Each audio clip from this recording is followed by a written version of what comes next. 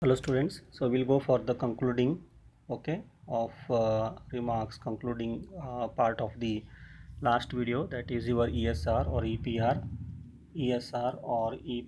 electron paramagnetic resonance or electron magnetic resonance, EMR. Okay, so we have learned regarding this spin here. So this is how the electron is moving. Okay, and this is the nuclei spin I.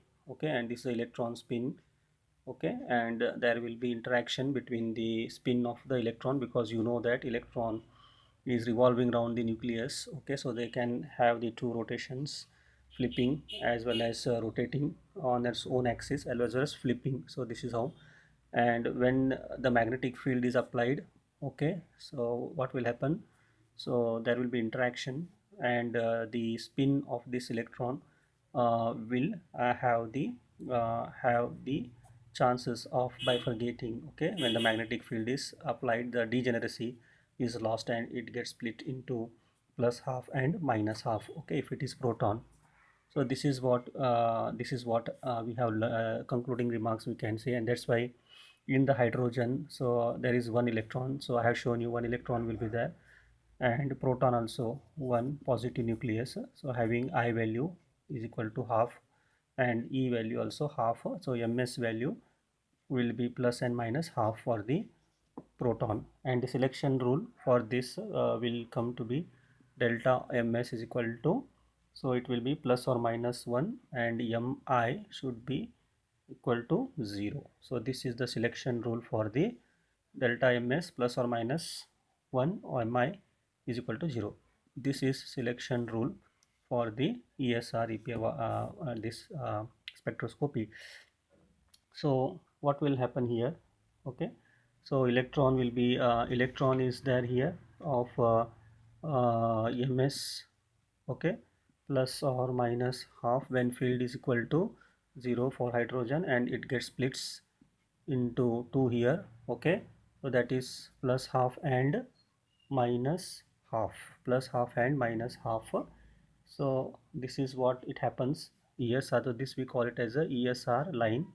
Okay, so this only one line, so we can see here, so only one line is going to observe here, transition one line is going to observe here in ESR line. But what happens here, when this magnetic field is applied, so this will split, so half will split into plus half, ms plus or minus half will split into ms plus half and minus half. But this will not remain here, so this will interact with the nuclei now of the proton plus, and further they get split into, so I will remove this, so they further get split into like this and like this, here also like this and here like this. Again they further get split with interaction with I value, which is half here, and spin plus half minus half, this is of the nuclei value. Okay, this is of the nuclei. Okay, so this is in absence of nuclei. And what will happen here, again they further split into plus half minus half plus half minus half. Now there will be how many transitions?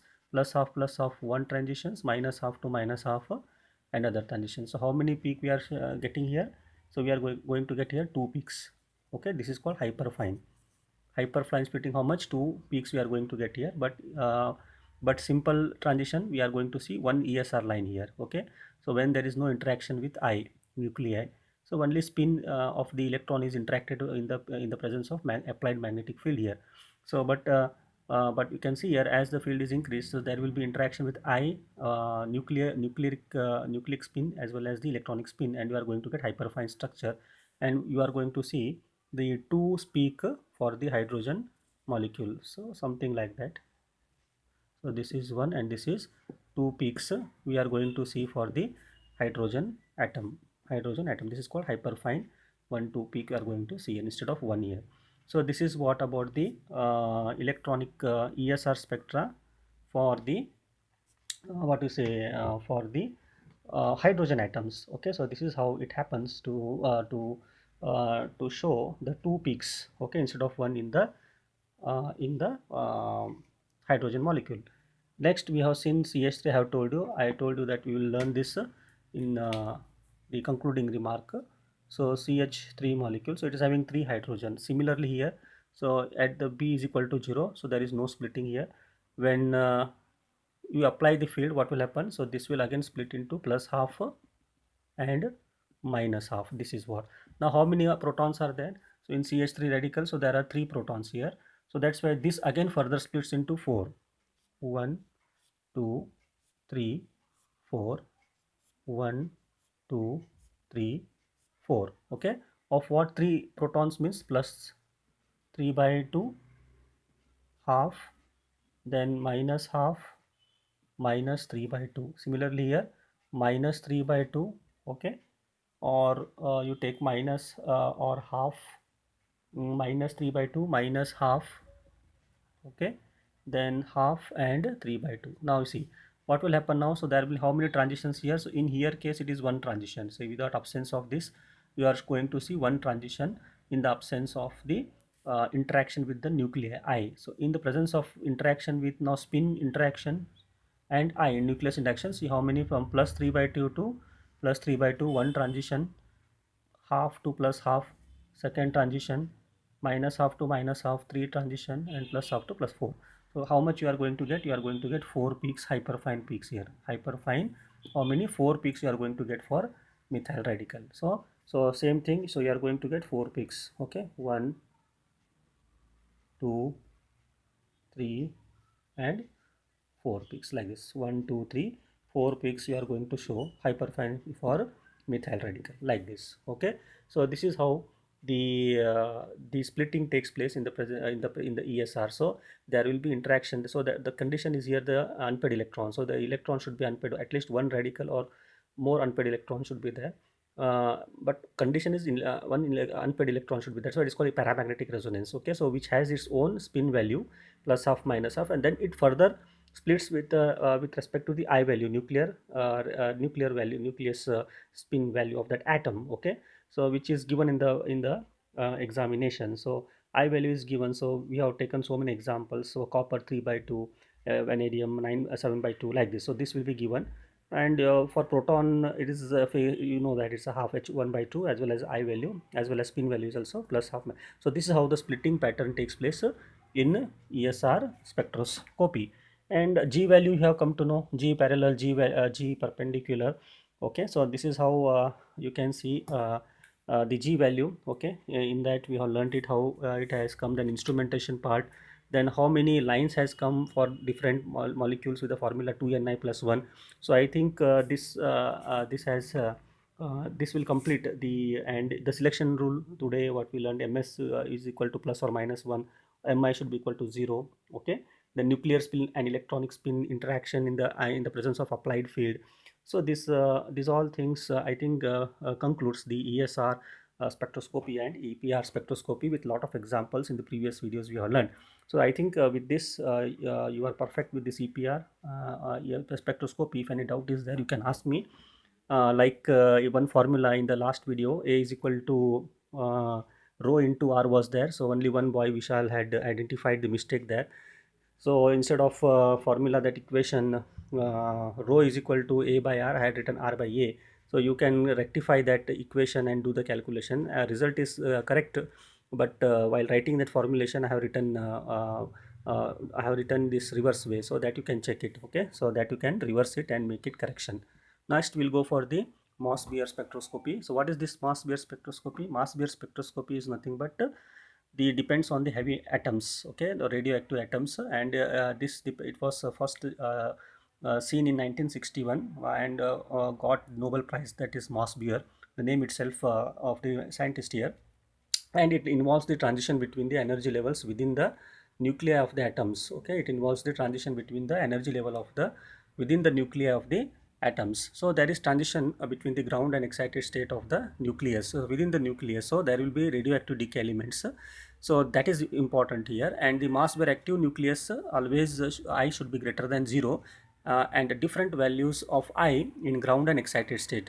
For example, you see the principle of this, it depends on the radioactivity. So you take one atom which is heavy atom which undergoes radioactive decay by electron capture here. So you can see here atomic number is changing here by Z-1 and mass here.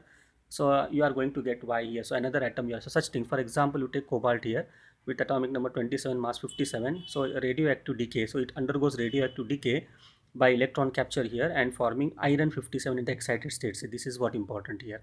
Okay, so cobalt after radioactive decay, so you are going to get iron in excited state, 5726 here. So this is what, and when it comes to ground state, it will emit the gamma rays. So that's why mass Beer spectroscopy also called is under which gamma ray. So like radio frequency for NMR and microwaves for ESR. So here mass Beer is related to the gamma radiations here.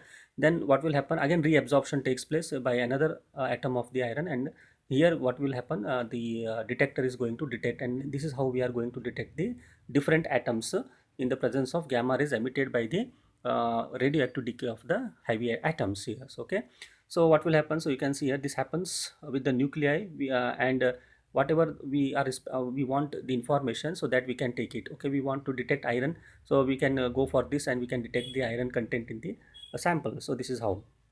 Now see here, so cobalt 57 is there, so electron capture, so which has the T half 270 days. Okay, 270 days. So what will happen, it will first get excited, so iron excited state after a radioactive decay, iron 57 star. So this is the excited state we are going to get.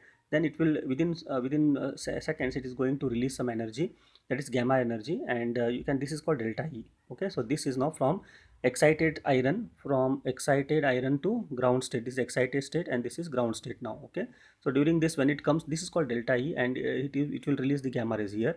So here the half life T half will be 1.5 into 10 to the power minus 7 seconds. Okay, this one, and delta E found to be here is 2.30 into 10 to the power minus 15 joules. Okay, so with this you can calculate the frequency here. So frequency is equal to delta E by H. So H is Planck's constant, and if you calculate this, it comes to be 3.5 into 10 to the power 18 hertz. See, 10 to the power 18 hertz. So that's what the energy frequency required for this transition here. Okay, now this frequency whatever is been out here, so that is utilized for reabsorption of the atom and getting excited here, and this will be captured by the detector. So this is what, and the detector like scintillators or gamma Geiger counter detectors will be identifying that signals. Okay, so this is the main principle of the mass Beer spectroscopy.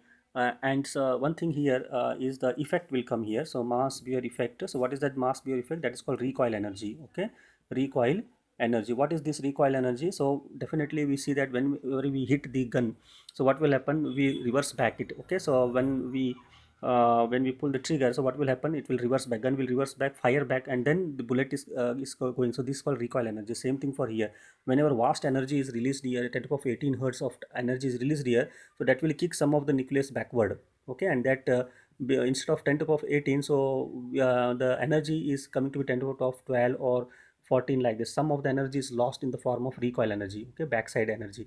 So that is called Moss-Beer effect.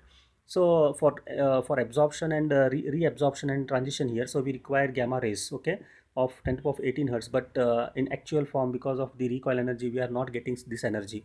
So some of the energy is lost here in the form of backward driving here, and then how we can minimize it, that's called the Moss-Beer effect here. So how can we minimize this recoil energy and fulfill the energy which is required for the reabsorption and detection of the unknown species here. So that is what, so we'll see in the next video about the recoil energy and what is the recoil energy, and further examples are based on the Moss-Beer spectroscopy. Okay, gamma ray spectroscopy. So it was who got the Nobel Prize in 1961 for this experiment. So this is what about the Moss-Beer's introductory part of the spectroscopy. Hope you understood this part. In the next video, we'll go for again simplifying the Moss-Beer spectroscopy. Thank you. Have a nice time.